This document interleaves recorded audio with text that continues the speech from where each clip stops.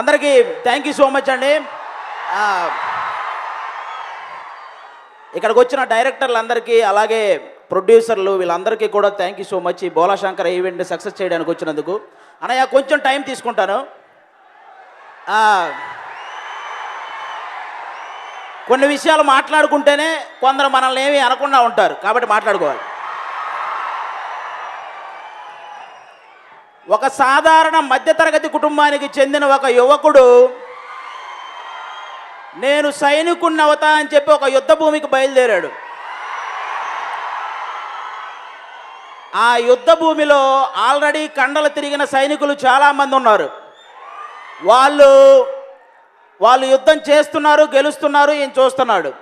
వాళ్ళు యుద్ధం చేస్తున్నారు, గెలుస్తున్నారు, ఈయన చూస్తున్నాడు. ఒకరోజు ఈయనకి యుద్ధం చేసే అవకాశం వచ్చింది. వాళ్ళందరి కళ్ళు చెదిరేలా యుద్ధం చేశాడు. అందరూ కలిసి ఆయన్ని సైన్యాధిపతిగా ప్రకటించారు. ఒక 30 ఏళ్ళు ఆ యుద్ధ భూమిని ఏలాడు. ఇక్కడ యుద్ధ భూమి అంటే తెలుగు సినిమా ఇండస్ట్రీ. ఆ 30 ఏళ్ళు ఏలిన సైన్యాధిపతి మన మెగాస్టార్ చిరంజీవి గారు. అన్నయ్య ఇంతమంది సినీ సైనికుల్ని తయారు చేసి ఇంద్రసేన అని అయితే, అక్కడ తమ్ముడేమో జన సైనికుల్ని తయారు చేసి జనసేన అని అయ్యాడు. మామూలుగా ఎవరి గురించైనా మాట్లాడేటప్పుడు మనం మాట్లాడితే వినే వాళ్ళకి గూస్ బంప్స్ వస్తాయి. కానీ మాట్లాడేవాడికి కూడా గూస్ బంప్స్ వస్తున్నాయి అంటే వాడు మాట్లాడేది ఖచ్చితంగా మెగాస్టార్ చిరంజీవి గారి గురించే. బేసిక్గా హీరోలకు ఫ్యాన్స్ ఉంటారు, కానీ ఆయనకి హీరోలే ఫ్యాన్స్గా ఉంటారు. ఆస్తులు సంపాదించడం కన్నా అభిమానాన్ని సంపాదించడమే ప్రథమ లక్ష్యంగా పెట్టుకొని ఎదిగిన హీరో మెగాస్టార్. అటు పాత తరానికి ఇటు కొత్త తరానికి మధ్య వారధి. ఇన్ని కోట్ల మంది అభిమానులకు సారథి మన మెగాస్టార్. ప్రతి ఇంట్లో ఫ్యాన్ ఉంటుందో లేదో నేను చెప్పలేను, కానీ ప్రతి ఇంట్లో మెగాస్టార్ ఫ్యాన్ అయితే ఒకడు ఖచ్చితంగా ఉంటాడు. ఇది షూర్. నా దృష్టిలో మెగాస్టార్ చిరంజీవి గారు, సచిన్ టెండూల్కర్ గారు వీళ్ళిద్దరూ ఒకటే. సచిన్ టెండూల్కర్ని ఎవరైనా విమర్శిస్తే నోటితో సమాధానం చెప్పడు, బ్యాటుతో సమాధానం చెప్తాడు. అలాగే చిరంజీవి గారిని ఎవరైనా విమర్శించిన మాటలతో సమాధానం చెప్పడు, మళ్ళీ సినిమాతోనే సమాధానం చెప్తారు.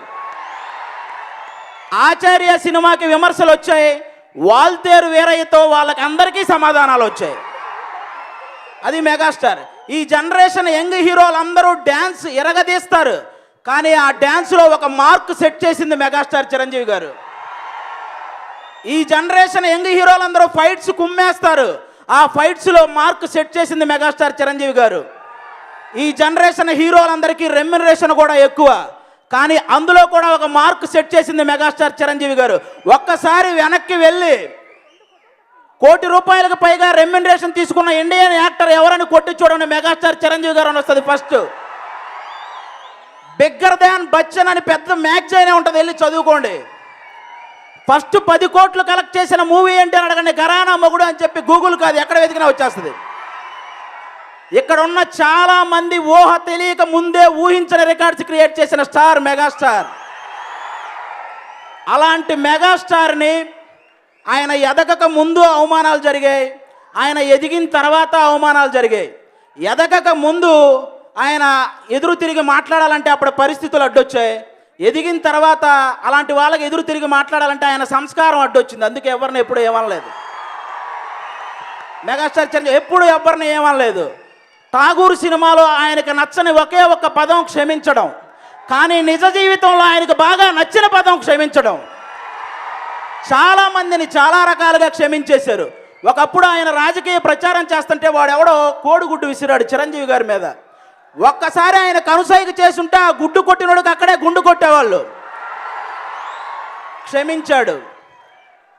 ఒకప్పుడు మినిస్టర్ హోదాలో ఉండి ఒక ఓటు హక్కును వినియోగించుకోవడానికి వెళ్తే అక్కడ ఆయన ఓటు ఉందా లేదా అని పరిశీలించడానికి లైన్ క్రాస్ చేస్తే ఒక ఎన్ఆర్ఐ ఈ లైన్ క్రాస్ చేసిన దాని గురించి లిమిట్స్ క్రాస్ చేసి మాట్లాడాడు. అతను చూసిన మనందరికీ కోపం వచ్చింది, కానీ చిరంజీవి గారికి కోపం రాలేదు, చాలా కూల్గా మాట్లాడాడు. లైన్ క్రాస్ చేసిన విషయం తెలుసుకోకుండా అతను మాట్లాడాడు. ఏమయ్యా, చిరంజీవి గారి సినిమా టికెట్ల కోసం లైన్ క్రాస్ చేయటం కాదు, తొక్కుకుంటూ నెట్టుకుంటూ వెళ్ళి మనం మరి టికెట్లు తీసుకుంటాం. చొక్కా చిరిగితే చిరంజీవి గారి సినిమా టికెట్ దొరికినట్టు, చిరగకపోతే సినిమా టికెట్ దొరకనట్టు. అది మెగాస్టార్ రేంజ్. అలాంటి వ్యక్తుల్ని క్షమించారు. కొన్ని వేల మందికి ప్రవచనాలు చెప్పే ఒక వ్యక్తి కొన్ని కోట్ల మంది అభిమానించే మెగాస్టార్ చిరంజీవి గారి మీద అసహనం ప్రవర్తించారు ఆయన, ఆ రోజు ప్రదర్శించారు ఆయన. ఏ కారణం లేకుండా, చిరంజీవి గారికి ఏ సంబంధం లేకుండా, అంటే ఎదురుగా ఉన్న వాళ్ళకి ఎలా ఉండాలో నేర్పించే ఆయన సహనం కోల్పోయాడు. కానీ ఆ రోజు చిరంజీవి గారు సహనం కోల్పోలేదు. వెళ్ళి ఆయన పక్కన కూర్చున్నాడు, ఆ సభ సజావుగా జరిగేలా చేశాడు. అది మెగాస్టార్. కొన్ని యూట్యూబ్ ఛానల్స్ ఉంటాయి, హీరో సుమన్ గారి విషయం, హీరో ఉదయకిరణ్ గారి విషయం, ఇలాంటి విషయాలని, ఇలాంటి సున్నితమైన విషయాల మీద తప్పుడు ప్రచారాలు చేస్తూ రాసే కొన్ని యూట్యూబ్ ఛానల్స్ ఉన్నాయి. అలాంటి వాటిని కూడా క్షమించాడు. అలా రాసే వాళ్ళకి చెప్తున్నాను, కష్టపడి సంపాదించుకోండి, అంతేగాని కష్టపడిన వాళ్ళ మీద పడి సంపాదించుకోకండి. వాళ్ళకి యూట్యూబ్ వాళ్ళకి చెప్తున్నాను. ఈ టాలీవుడ్లోనే ఒక డైరెక్టర్ ఉన్నారు, ఆయన అనే స్థాయి నాకు లేదు. కానీ అలాగే మెగాస్టార్ని, పవర్ స్టార్ని విమర్శించే స్థాయి ఆయనకి లేదు. ఆయన ఒక చిన్న పెగ్గేసినప్పుడు చిరంజీవి గారిని, పెద్ద పెగ్గేసినప్పుడు పవన్ కళ్యాణ్ గారిని విమర్శిస్తుంటారు ఆయన.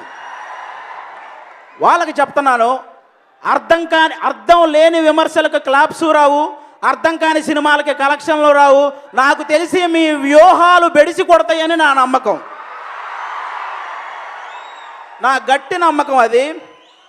అదేవిధంగా ఏ ప్రభుత్వాలు అయితే చిరంజీవి గారి బ్లడ్ బ్యాంక్కి అవార్డులు ఇచ్చాయో ఆయన సేవను గుర్తించి, అదే ప్రభుత్వాలు ఆయన రాజకీయాల్లోకి వచ్చినప్పుడు ఆ బ్లడ్ బ్యాంక్ గురించి తప్పుడు ప్రచారాలు చేశాయి. అప్పుడు కూడా భరించాడు, క్షమించాడు. That is megastar. ఇవన్నీ ఒక ఎత్తు అయితే, ఇంకొంతమంది కొంచెం శాడిస్టులు ఉంటారు. వాళ్ళు ఎలాంటి వాళ్ళు తెలుసా?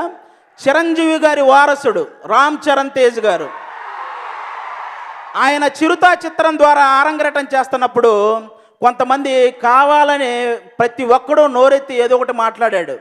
ఆ తర్వాత ఏదైనా సినిమా హిట్ అయితే అది డైరెక్టర్ వల్ల, ఫ్లాప్ అయితే రామ్ చరణ్ గారి వల్ల అని చెప్పి కామెంట్లు చేశారు.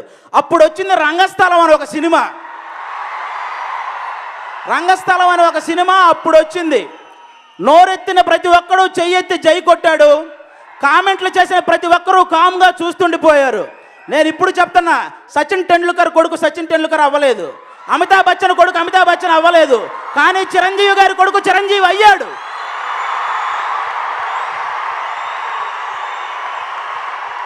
కొనిదల ఒక నిమిషం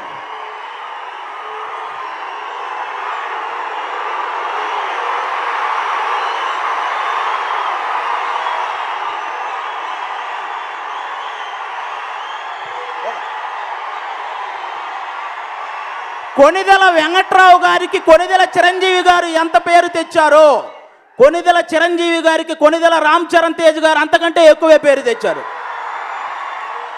మెగాస్టార్, పవర్ స్టార్ ఈ కుటుంబం నుంచి వచ్చాడు కాబట్టి మెగా పవర్ స్టార్ అని పేరు పెట్టుకున్నాడు అని అనుకోవచ్చు. కానీ గ్లోబల్ స్టార్ అనేది పెట్టుకుంటే వచ్చిన పేరు కాదు, అది పెట్టుకుంటే వచ్చిన పేరు కాదు. ఇక్కడ ఉన్న హీరోలందరినీ తట్టుకొని, వాళ్ళందరినీ నెట్టుకొని, చిరంజీవి గారి కొడుకుగా పేరు నిలబెట్టుకొని, ఎంత ఎదిగినా చేతులు కట్టుకొని ఉన్నాడు కాబట్టే ఈరోజు గ్లోబల్ స్టార్ రామ్ చరణ్ తేజ్ గారు. ఇంకొంతమంది ఉంటారు, వాళ్ళు ఏం చేస్తారో తెలుసా? అన్నయ్యను పొగిడేసి తమ్ముడిని తిట్టేస్తుంటారు. వీళ్ళు ఎవరంటే తెలివైన శాడిస్టులు అనమాట. వాళ్ళు అన్నయ్యను పొగిడేస్తుంటారు, తమ్ముని ఏమయ్యా మీరు తమ్ముడిని తిట్టి అన్నయ్యను పొగిడితే ఆయన సంతోషపడే వ్యక్తి ఆయన. ఒకరోజు బోలాశంకర సెట్లో నేను అడిగాను చిరంజీవి గారిని, ఏదో పొలిటికల్ మ్యాటర్ వచ్చి మాట్లాడుతుంటే, నేను ఈ మధ్య పొలిటికల్ న్యూస్ చూడట్లేదా అది అన్నాడు ఆయన. ఎందుకు అన్నయ్య అని అడిగితే ఆయన చెప్పాడు, నా తమ్ముడిని ఎవరు పడితే వాళ్ళు తిడుతుంటే అవి చూసి నేను సహించలేకపోతున్నాను అని చెప్పారు. అది తమ్ముడి మీద అన్నయ్యకున్న ప్రేమ. అలాగే అన్నయ్య అంటే తమ్ముడికి కూడా చాలా ప్రేమ. ఎంత ప్రేమ అంటే, ఆయన్ని అవమానించిన వాళ్ళని ఆయన వదిలేస్తాడేమో కానీ తమ్ముడు గుర్తు పెట్టుకొని మరీ వడ్డీతో సహా ఇస్తాడు. గుర్తుపెట్టుకోండి. ఇది ఎంత చెప్పినా మారని కొంతమందికి నేను మళ్ళీ చెప్తున్నాను. కొనిదెల వెంకట్రావు గారికి 3 కొడుకులు. ఒకరు కొనిదెల శివశంకర వరప్రసాద్ అలియాస్ మెగాస్టార్ చిరంజీవి గారు. అభిమానులను ప్రేమిస్తాడు, శత్రువులను సైతం క్షమిస్తాడు. 2 కొనిదెల నాగేంద్ర బాబు గారు. చాలామంది చిరంజీవి గారు పవన్ కళ్యాణ్ గారితో పోల్చి నాగబాబు గారిని కొంచెం తక్కువ చేసి మాట్లాడుతుంటారు. వాళ్ళకి చెప్తున్నా, తెలుగు సినిమా ఇండస్ట్రీలో చిరంజీవి గారి వల్ల ఎంతమంది అయితే ఎదిగారో, టీవీ ఇండస్ట్రీలో నాగబాబు గారి వల్ల మాలాంటి వాళ్ళు ఎంతోమంది ఎదిగారు. నాగబాబు గారు అన్నదమ్ముళ్ళిద్దరి కోసం అడ్డంగా నిలబడిపోతాడు, అలాంటి వ్యక్తి. 3 కొనిదెల పవన్ కళ్యాణ్ గారు. అందరి లెక్క తేలుస్తాడు, అనుకున్నది సాధిస్తాడు, ఇది షూర్. అన్నయ్య మంచోడు కాబట్టి ముంచేశారు, తమ్ముడు మొండోడు, ముంచటాలు ఉండవు, తాడో పేడో తెంచటాలే, ఇది షూర్, రాసి పెట్టుకోండి. ఇది వీళ్ళ ముగ్గురు డబ్బు మీద ఆశ లేని వ్యక్తులు, మంచి చేయాలనే ఆలోచన ఉన్న వ్యక్తులు. ఇలాంటి వ్యక్తుల గురించి తప్పుడు రాతలు రాసినా, తప్పుడు కూతలు కూసినా కుర్చీ మడత పెట్టి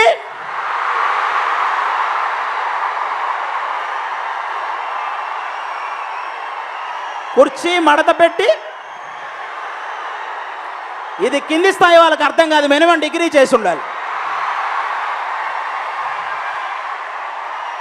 అది జరిగిద్ది అనమాట.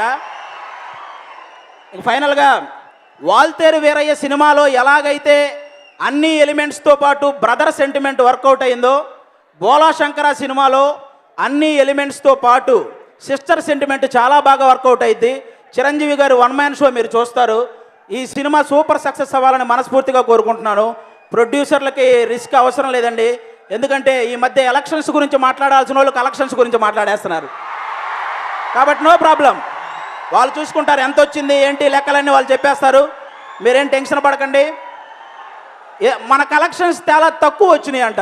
అవును, ఆయన వెనకేసుకున్న కలెక్షన్స్తో పోలిస్తే మన కలెక్షన్స్ తక్కువే కదా, ఆర్ట్ని మనం ఎప్పుడు దాటలేం, ఓకేనా? కాబట్టి మెగాస్టార్ చిరంజీవి గారు చూడని సక్సెస్లు బ్లాక్ బాస్టర్లో లేవు. నేను ఈ బోలా శంకర సినిమా మెహర్ రమేష్ గారికి అలాగే అనిల్ సుంకర గారికి మంచి విజయాన్ని చేకూర్చాలని మనస్ఫూర్తిగా కోరుకుంటున్నాను. Thank you so much. Thank you.